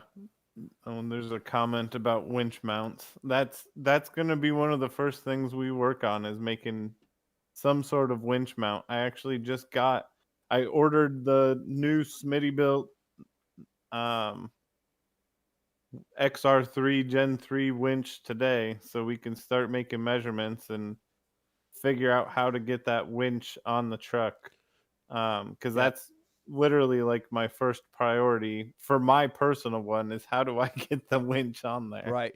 Yeah, there's a couple priorities to me. Winch, obviously, the lower the winch is, the better it is, really. Right. But the problem with this is you've got a lot of sensors right in the front of that, and that's going to be key for a lot of these bumper companies. Anyways, you've got all the sensors that are out. They have to be at certain heights. It's not just drill a hole in something and just throw them in there. The computer has to know where it's at, which that may be a problem too with base guys dumping 35s on there, because literally I know Toyota had a problem with it once they went with all these sensors of people were lifting them and the truck would go into limp mode because it did Oh. not know that it thought it was up in the air or something, like there was about to have an accident, so it didn't like that. Well, and the other thing with winch mounts too, beside the sensors, is it doesn't matter what engine you have an intercooler in the front. So you've got an intercooler, an AC condenser, and a radiator that you have to make sure you're not blocking airflow on any of those things. Yeah. So I think it's going to be possible. Like I was telling you earlier, I bought the winch I did because you can take that control box off and mount it remotely somewhere. So my goal is to have the winch be as low profile as possible so that I want it to be hidden in some way, shape, or Yeah. form. Well, and we come So from the plate bumper. I know. Well, your last one was a 2, but where you protect that winch, I don't want to get in a little 5-mile-an-hour fender bender, and then my $1,000 winch just went through somebody's tailgate, and that was the only right, damage, thank God. But also at the same point, I don't want weather on mine. I don't want to have to put a winch bag over the damn thing all the time. I kind of liked the way the plate bumpers are. They hide in there, a little protection. You yep, know? yep. And Because you're not going to be able to steal it. yeah, because the worst time to when your winch doesn't work is when you need it, and Yep. it never fails. There's always somebody we've been on the trail with that didn't check their winch before they get out there, and they're in a sticky situation, and then you got to basically go get a hammer and tap on the solenoid and everything else, hoping something kicks on about it. Let's see. So the sliders for me are key. Factory skid plates, they're probably okay. I mean, the cool thing with 35s is you're getting them higher off the ground. Right. Um, Well, and the thing is I don't know if I've really seen anybody even talk about this. So say you take a Rubicon and you can slap 35s on it super easy.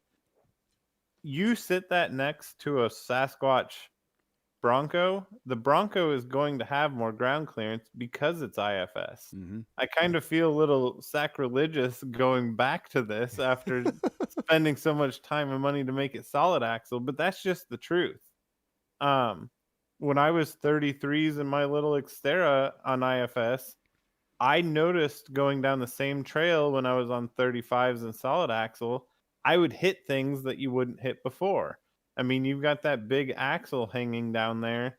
It's just you can't really protect it, and you're going to drag it and things like that. So the fact that Ford's coming out with this robust IFS, we're going to have to tinker with them and test them out and figure out. I mean, I agree sliders are plus, winch needed. But it's hard to say about the factory skid plates. Like, are they thick enough? Yeah. Are they going to work? They're easy enough to remake. So, Well, I like on my sliders, I like kickouts. And that kick out has saved me pivoting on rocks many times. It keeps trees away from rear glass or whatever right. or your vinyl top. It keeps branches potentially away from ripping through that top, because I've seen that happen. The little plastic glass or plastic see-through is never that strong. Like I said, the rear bumper to me, till I bend it, I've destroyed some rear factory bumpers. But I feel like for me, if you look at the cost of front, definitely front bumper, sliders, and then for me, communications. As the last thing for this, Luke, is, and we talked about this earlier, there's so many communication options to add to these things, and part of the problem with the Bronco, much like Jeep has, is where do you mount an antenna? Right. Because you got a roof, you can't put it on that roof. Antennas need some sort of a ground. You put a big whip, I guess, on the back tire. But then when you don't need it, it's banging against your hard top. I don't like my CB antenna out on the front bumper, but I'm thinking of going to the what is it, FRMS radios. It's basically a normal walkie-talkie, but they've got them now where you can get 20, 30 miles out of these things, and it's I won't say crystal clear like ham, but it's pretty damn close versus the old CB. Yeah. I actually saw a rendering where somebody had an idea of putting a CB antenna on those front, like, hood mount things. I don't know what they're called. The Yeah. utility mounts. The trail sites. Yeah, there you go. And that I could see that working, but then also on top of the mirrors, you can from the factory order them with those rigid lights right there. Mm-hmm. So I'm wondering if there isn't a possibility to be able to figure out some sort of antenna mount right there. Now I like a snorkel in vehicle, but I always find like antennas they always move, and it's so distracting to me personally when I'm driving down a trail. Yeah. I don't know. That'll definitely be something that needs to be figured out. And it's not like you can throw a temporary magnetic one on it because It's aluminum. roof's Most of plastic. it. Yeah. Well, that and most of the body panels are aluminum. Yeah. Plus, I don't like the magnets just scratch the crap out of your paint too. Yeah, they never stay on either. Yeah, that's something I've thought a little bit about. Definitely need to figure it out because there are these new radios out there and they're worth a shot, but CBs are something that most people have. So Yeah. Yeah, well, that's the thing. If you anymore, it's like you damn sure got to know your circle you're wheeling with and what communications they're using. right. Well, I'm sure I use the little Midland. Oh gosh, what is model number? You remember on that? The little it plugs right in your aux port, and you can just screw it right into an antenna. It's pretty handy. That's usually what I keep in around, but I do generally like a hard mounted. In my personal exterior, I had a hard mounted. I can't remember what it was, Cobra or something. We got Croy in the house. What's up, Croy? Do you see what he? Doge is at 33. My ass. Sorry, guys. Some of my friends here were. Holy crap! No, it really is. And then it just dropped. Yeah, it dropped, Because but a bunch of people sold. One that hit 31. all What right. is happening? I don't know this is crypto nation now. All of a sudden, whoa! I like my equity. There it is, Anyways, 7582, I think. Is that yes, it? the Hey, 75 Thanks, Troy. 75. Sorry, 75-822 is the Midland radio that I use. No, it's not a joke, Croy. Wow, you've screwed me up, Croy. I looked at my Robin Hood and I'm like, two Broncos? No, bigger house. Bigger garage. Office for each of us. That's right. So, but yeah, so communication stuff like that. I haven't seen a lot of people talk about that, which, I guess that's part of the problem too with the rubber floor.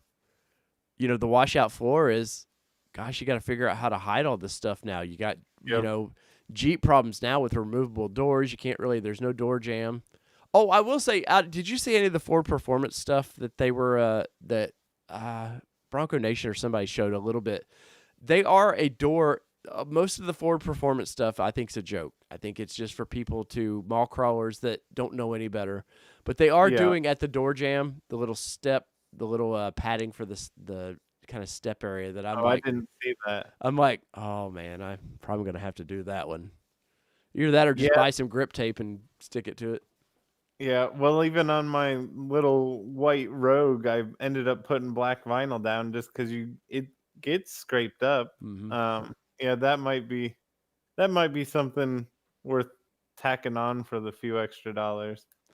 No, I've had that same thought too. I haven't seen anybody talking about like keeping everything secure in your vehicle because mine the top will most likely be off for a majority of the time. And that's my plan. Especially in nice weather. I'm not sure with taking like kids back and forth if I'll have the doors off or on or what that will be, but the top is not going to be on there very often.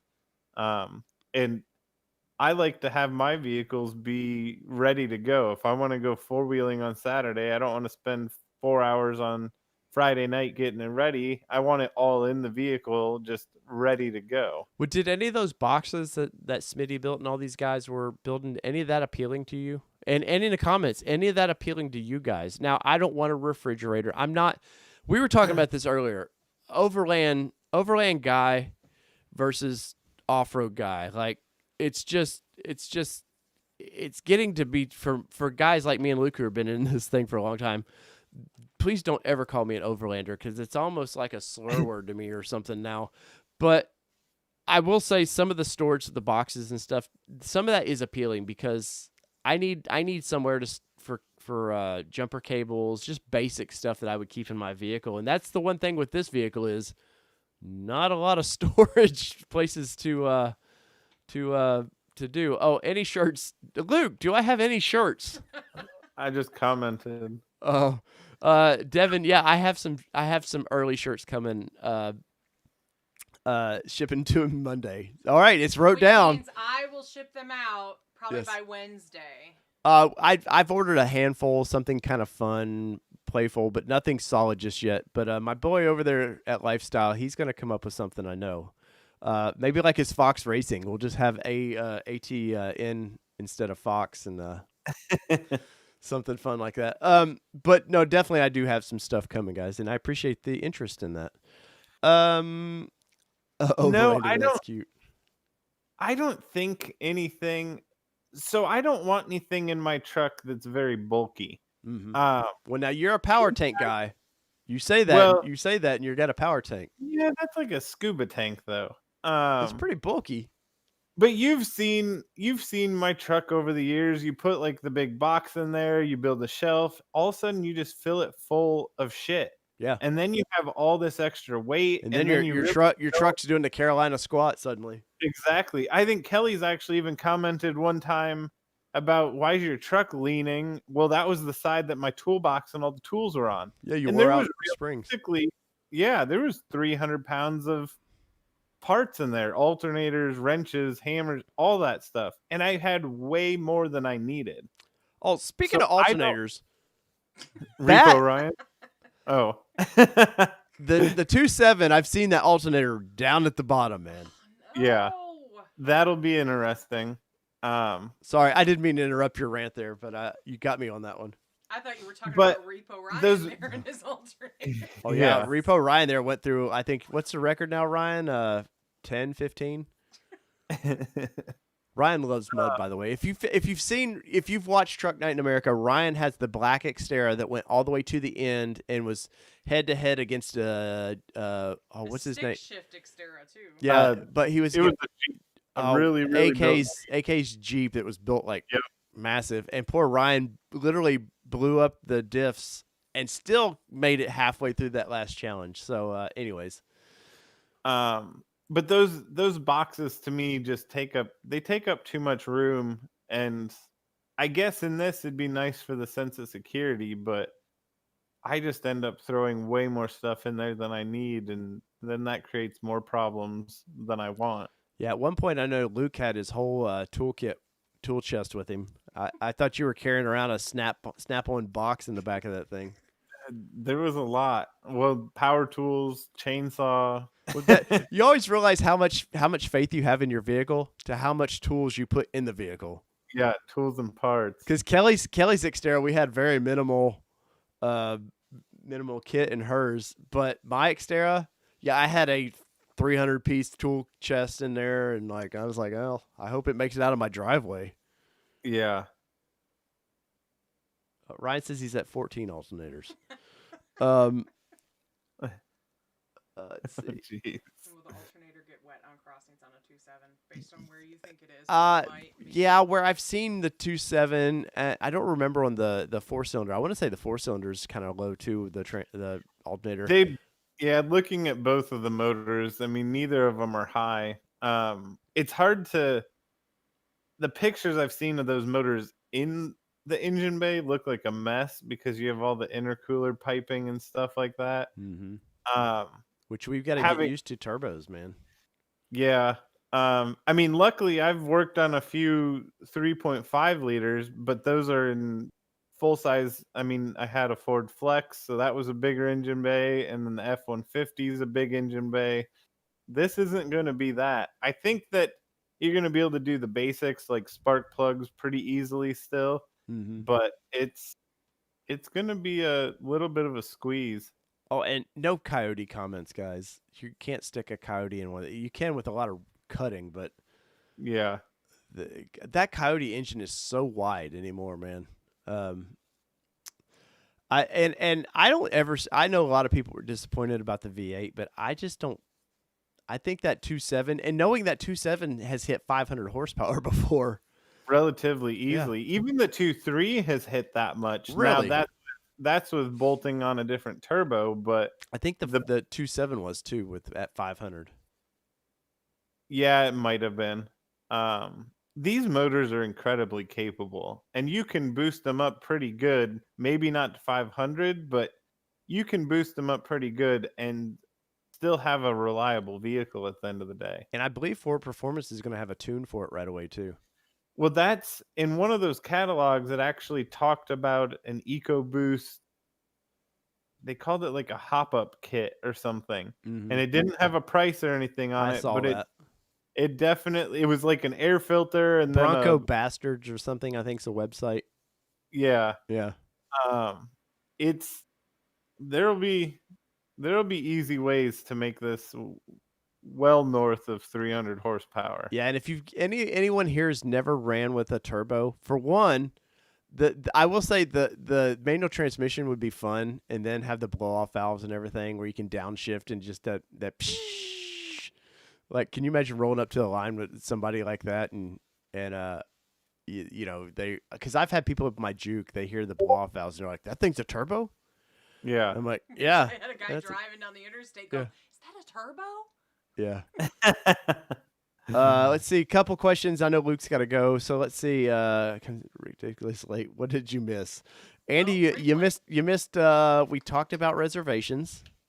We talked off-roading and radio placement, and so you missed a lot. But the cool thing about these live streams are you can always go back and watch them as many times or scan through them to maybe hit the high points. And guys, I am at 54 likes. And I still have 106 people in here. So either 106 people hate me and they're just like, I'm just watching this out of spite, or you don't know about the like button. So if you guys would smash that like button one more time, I want to say thanks to Luke for being a trooper here at 2 hours, literally at 1 hour, 59 minutes, Luke. I appreciate it. Guys, go over to his Instagram page, Lifestyle Off-Road. Is it all one word or? Lifestyle_off-road. And just show Luke some love for his time tonight by going and subscribing there. He's got a YouTube channel. I'm going to say right now, Luke, you got to get something on that channel, man. I mean, No, I know. I'm well aware. But Luke does all kinds of custom graphics. We've discussed that, Luke. I know we've discussed about with that Bronco, the inlay, doing an inlay in the dash for some cool vinyl graphics there. And there's going to be a bunch of stuff that a lot of people are going to do, but Luke does quality stuff. It's not some guy with a cheap vinyl cutter that he got off of eBay. And like, you do quality work, and you get, at a pretty good deal too, man. So go check Luke out. If you got any kind of vinyl ideas, it doesn't matter what we got. I'm sure you've done the ridiculous and the. You've done it for our softball team. Yeah, our he vehicles. does stuff for my softball team. So, guys, I want to say thank you for everybody who's been on here tonight. And if we haven't got your questions answered, I will be live tomorrow night. We do a normal live Friday show. So, my voice is about gone, and the week's not over. So tomorrow night, 8 p.m. Central Time Zone, we will be going live, and I think Daniel will be on. If not, it'll just be me solo, trying to keep up with you guys. And if I didn't get your questions, it's not because I didn't want to. I may have. Some of the times it just went so fast I couldn't see what was going on. So, anyways, Luke, I tip my hat to you, sir. Thank you for being on here. So, from all things two-wheel drive. Oh, and thank you to the wife for moderating the panel over here. And So don't blame it on me. And rapid red, guys. That's the color you want. So from all things two-wheel drive, four-wheel drive, it does not matter what you drive because you're going to smash that subscribe button and you're going to smash the like button. This is your All Terrain Nation. And what are we, Luke?